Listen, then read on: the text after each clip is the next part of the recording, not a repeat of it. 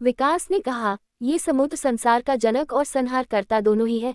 इसी से अमूल्य रत्न और विभिन्न जीवों की उत्पत्ति होती है, और सृष्टि काल के अंत में यही समुद्र अपने ही बनाए हुए जीवन को अपने द्वारा त्यागी हुई भूमि के समेत अपने में समावेश कर लेता है। आपके प्रश्न का मूल सार अभी तो शेष है, वह भी सुने। आशा है आपको प्रसन्नता होगी जो मैं देख पा रहा हूँ, और जो रोचक तथ्य आपने दिखाने की कृपा की वह ये है कि वास्तव में शिव जी और विष्णु जी दोनों ही एक दूसरे की परछाई है।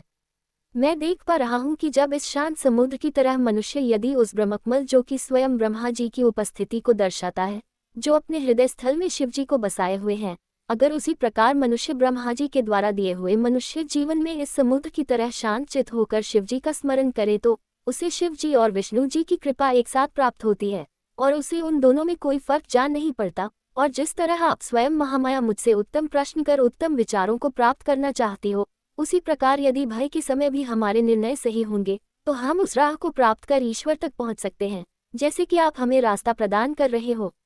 तब तो अति प्रसन्न हो। और वह देवी मुस्कुराए और आशीष दिया। फिर उसी तरह तीनों तरफ जाने के लिए आगे का रास्ता प्रकट हुआ, और वह बोली, विकास यानी तुम्हारे पूर्वजों का आशीर्वाद और भक्ति ने तुम्हें ही उत्तम विचार प्रदान किए, जिसे सुनकर मैं अति प्रसन्न हूँ। लेकिन नियम के अनुसार मुझे तुमसे तीसरा सवाल पूछना ही होगा। आखिर तीसरा सवाल क्या था? विकास और सुधा फिर मन ही मन सोचने लगे, क्या तीसरे अर्थात अंतिम सवाल का जवाब मैं दे पाऊंगा? विकास अंतिम सवाल को सजगता से सुन रहा था, क्योंकि वह जानता था कि यह आखिरी सवाल ही अगले ताले की चाबी हो सकती है। वही सुधा सभी प्रश्न सुन हैरान हो रही थी और मन ही मन प्रार्थना कर रही थी कि उससे कुछ न पूछा जाए, लेकिन फिर भी वह अपने आप को तैयार रखना चाहती थी, क्योंकि कब उससे ही कुछ पूछ लिया जाए कोई भरोसा नहीं। वह फिर भी अपने आप को छिपाने का प्रयत्न कर रही थी, और वह निरंतर विकास और देवी तो कभी आगे बढ़ती सीढ़ियों के साथ ब्रह्मकमल तक जाने का रास्ता ढूंढ रही थी। तभी उन देवी ने अपना अगला सवाल प्रस्तुत किया। वह बोली, हे महान कुल के दीपक, मैं जानती हूँ कि यहाँ तक के सफर में तुम दोनों ही ये बात जान चुके हो कि यहाँ तक तुम्हारा आना कोई साधारण और स्वयं तुम्हारा ही प्रयत्न नहीं। ये पहले से ही विदित था कि तुम दोनों यहाँ तक जरूर पहुँच जाओगे, और आते समय जब विस्फोट हुआ मैं तभी जान गई थी कि तुम दोनों आ चुके हो। मंदिर की स्थापना के समय ही ये तय था कि यहाँ तक पहुँचने वाला कोई भी मानव यहाँ से जाने के बाद यहाँ की किसी भी बात को याद नहीं रख पाएंगे, और तुम्हारे साथ भी यही होगा।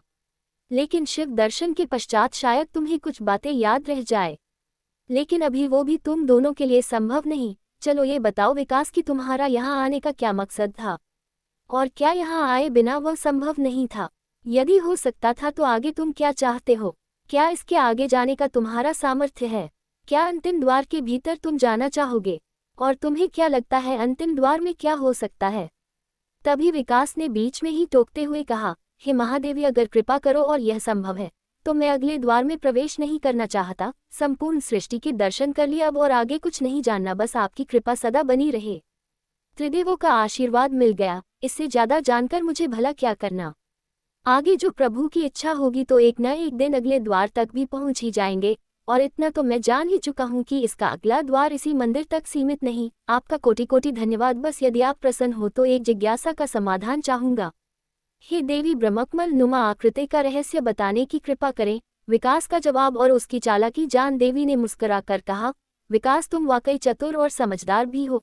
बिल्कुल अपने कुल की तरह तुम्हारा यह उत्तर मुझे पसंद आया, क्योंकि कुछ भेद यदि न जाने जाए तभी अच्छा है, क्योंकि सब कुछ जान लेना ही हर बार समझदारी नहीं होती। और जब त्रिदेवों का आशीर्वाद मिल जाए तब आगे सृष्टि के आगे का विवरण जानना आवश्यक नहीं रह जाता।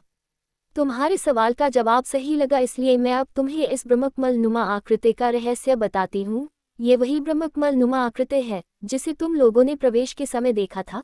स्वयं मेरी उपस्थिति में ब्रह्मा जी की यह इच्छा जान कि कोई भी भक्त मंदिर तक आकर खाली हाथ न लौटे, इसलिए इसे द्वार पर ही उन्होंने खुद स्थापित किया था। यहाँ जो कुछ भी रचा गया और जो तुम देख रहे हो और जो देखकर आए हो, सब कुछ यहाँ के पुजारी जी के पूर्वजों और कुछ ज्ञानी लोगों के पूर्वजों की उपस्थिति में मय दानव की माया और विश्वकर्मा जी की कृपा का ही परिणाम है। उन्होंने नागराज से अनुमति और त्रिदेवों का आशीर्वाद ले इस मंदिर का निर्माण करवाया। मैं ये जानती हूँ कि इस पीढ़ी के लिए संभव नहीं, लेकिन स्वयं नागराज ने ही अपने छोटे भाई को इस संपूर्ण मंदिर की सुरक्षा का दायित्व सौंपा था। अब रही बात अंतिम द्वार तक जाने की, तो अभी समय आया नहीं, और तुम्हारी इच्छा जान मैं तुम्हें मंदिर से बाहर जाने का रास्ता देती हूँ।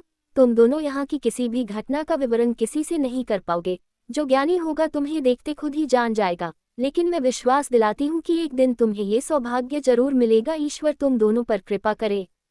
ये कहते ही अचानक तेज रोशनी में जैसे सब कुछ गायब हो गया और वे दोनों मंदिर के बाहर आ गए। इस प्रकार विकास और सुधा खुशी खुशी उस मंदिर के दर्शन कर अपने घर लौट गए। कहानी अभी जारी है, इसका अगला भाग जल्दी अपलोड करेंगे। चैनल को सब्सक्राइब करना ना भूलें। धन्यवाद।